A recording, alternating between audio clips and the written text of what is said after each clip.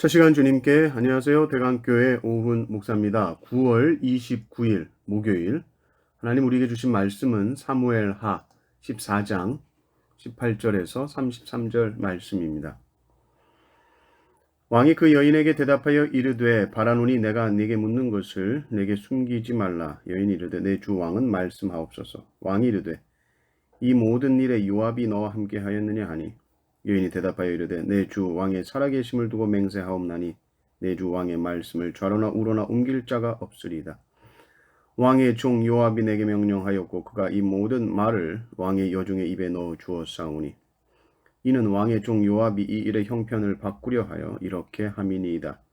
내 주 왕의 지혜는 하나님의 사자의 지혜와 같아서 땅에 있는 일을 다 아시나이다 하니라. 왕이 요압에게 이르되 내가 이 일을 허락하였으니 가서 청년 압살롬을 데려오라 하니라. 요압이 땅에 엎드려 절하고 왕을 위하여 복을 빌고 요압이 이르되 내 주 왕이여 종의 구함을 왕이 허락하시니 종이 왕 앞에서 은혜 입은 줄을 오늘 아나이다 하고 요압이 일어나 그슬로 가서 압살롬을 데리고 예루살렘으로 오니 왕이 이르되 그를 그의 집으로 물러가게 하여 내 얼굴을 볼 수 없게 하라 하매 압살롬이 자기 집으로 돌아가고 왕의 얼굴을 보지 못하니라. 온 이스라엘 가운데에서 압살롬같이 아름다움으로 크게 칭찬받는 자가 없었으니 그는 발바닥부터 정수리까지 흠이 없습니다. 그의 머리털이 무거움으로 연말마다 깎았으며 그의 머리털을 깎을 때에 그것을 달아본즉 그의 머리털이 왕의 저울로 200세겔이었더라. 압살롬이 아들 셋과 딸 하나를 낳았는데 딸의 이름은 다말이라. 그는 얼굴이 아름다운 여자더라. 압살롬이 이태 동안 예루살렘에 있었으되 왕의 얼굴을 보지 못하였으므로 압살롬이 요압을 왕께 보내려 하여 압살롬이 요압에게 사람을 보내 부르되 그에게 오지 아니하고 또다시 그에게 보내되 오지 아니하는지라. 압살롬이 자기의 종들에게 이르되 보라 요압의 밭이 내 밭 근처에 있고 거기 보리가 있으니 가서 불을 지르라 하니라.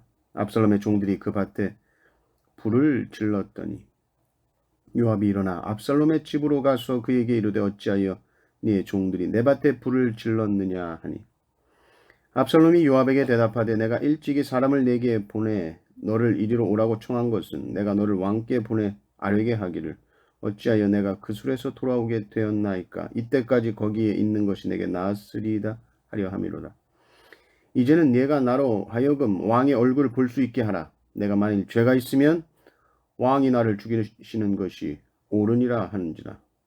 요압이 왕께 나아가서 그에게 아뢰매 왕이 압살롬을 부르니 그가 왕께 나아가 그 앞에서 얼굴을 땅에 대어 그에게 절하매 왕이 압살롬과 입을 맞추니라. 아멘. 다윗은 3년 만에 압살롬을 다시 불러오는 것에 대해서 허락합니다.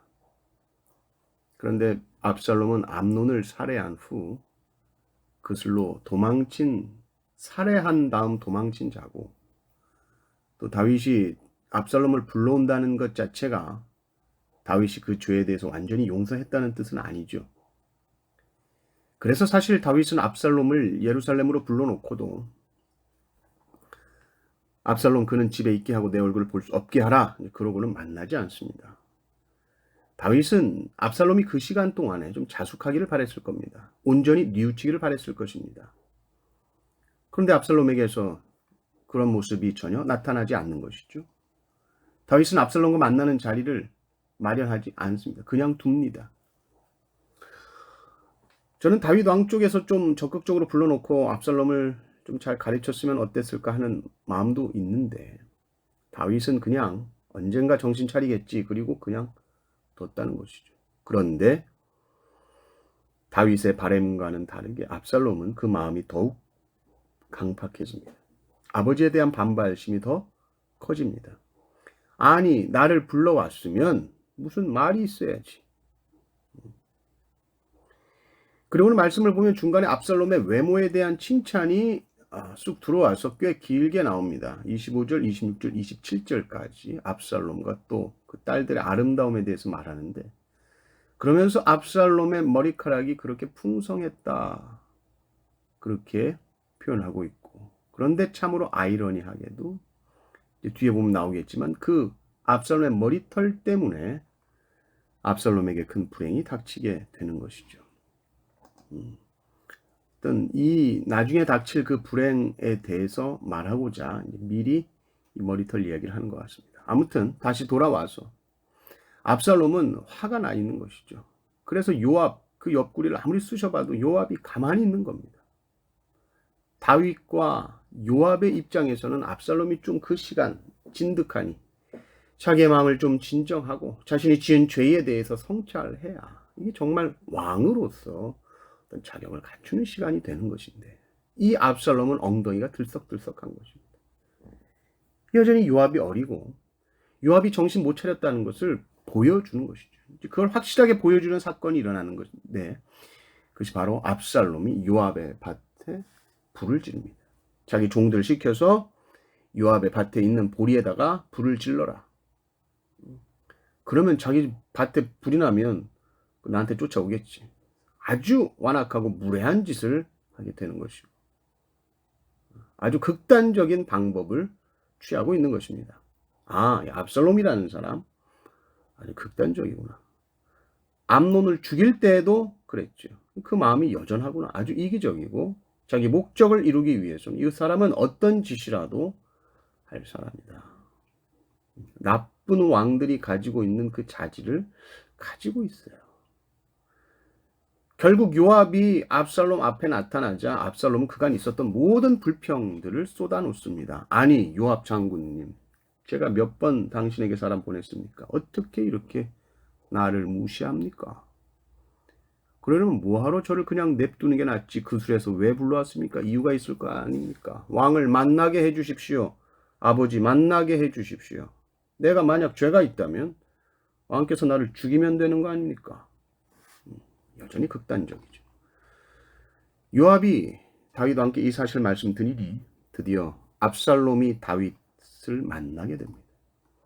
압살롬이 다윗 왕 앞에서 얼굴을 땅에 대고 절하고 다윗 왕과 압살롬이 입을 맞춥니다. 긴장감이 있죠. 꼭 가룟 유다가 예수님에게 입맞춤하는 것 같은 그런 아주 긴박감이 있습니다. 다윗은 압살롬을 생각할 때에 아들로서 봤죠.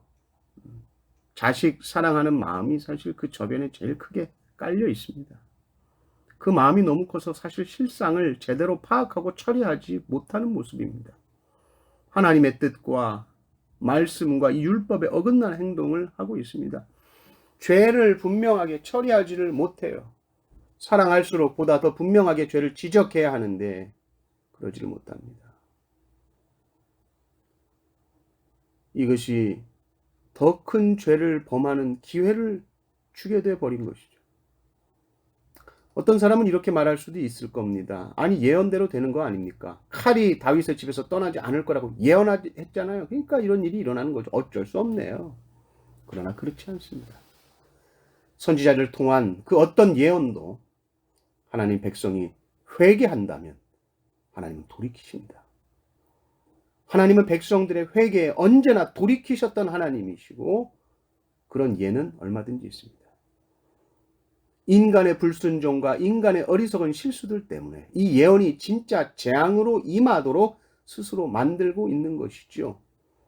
심판을 예언하는 것은 너희가 두렵고 떨림으로 이제 순종해라.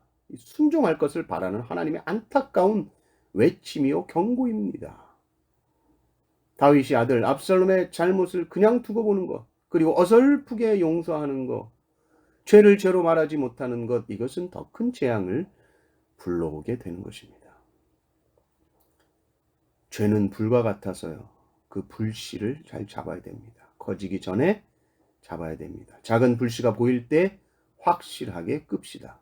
분명하게 죄를 지적하고 죄를 끊어냅시다. 회개하는 심령 위에 하나님께서 재앙이 아니라 축복이 되게 하시고 그 축복의 시작, 회복의 시작이 되게 하실 줄 믿습니다. 이 은혜가 넘치시기를 주님의 이름으로 축원합니다. 아멘.